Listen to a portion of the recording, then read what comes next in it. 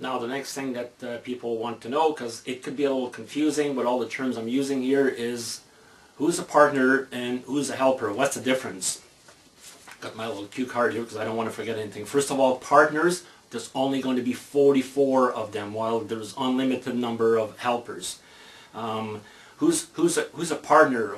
Who's a good prospect for a partner? Well, somebody with a big list, obviously, or somebody with a good list. When I launched my Milk and Cookies book after it was published, a friend of mine at CAPS got 22 sales from a list of 2,000, while a marketing guru got 6 sales from a list of over 10,000. So it's not the size that matters of the list, it's how responsive they are to your invitations. The partners will be supplying one gift each for 44 gifts, as I mentioned that earlier. Now on that page there will be the name of the where people will go and be able to access the gift. There will be the name of the partner, there will be a 100-word promo, and there will be a link to the capture page where they can go and get that ask for that gift. Partners will be expected to do maybe a little bit more than helpers, but in the end really it's up to them. However, I would think that the partners, somebody with a big responsive list, will want to do all they can because they could win the contest, which I'll talk about in a second. And speaking of that, there will be a contest strictly for partners, and also there will be draw just for the partners. I'll talk about that in a minute. Who's a helper? Well, that's pretty simple. Any person who will do anything to help me with this campaign who is not a partner, I call them helpers.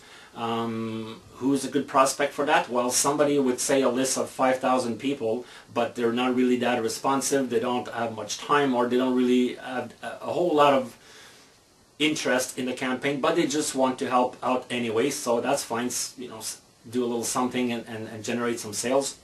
Or it could be my brother-in-law with his list of 25 relatives and friends and family and co-workers.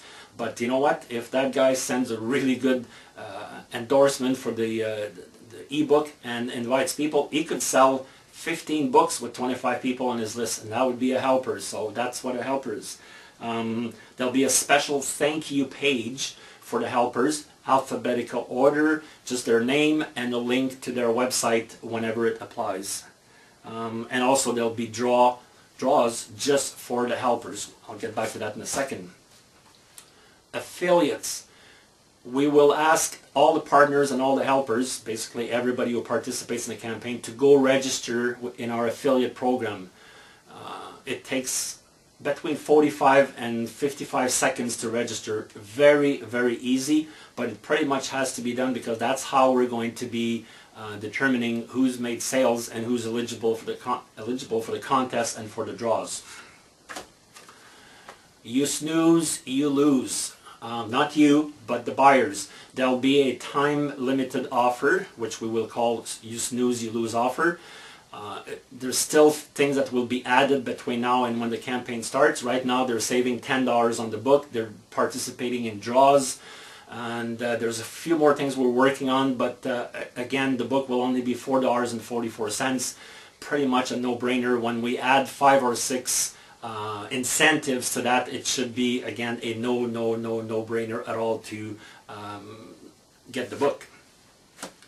44444. Did I mention earlier that number 4 was going to be critical in this campaign?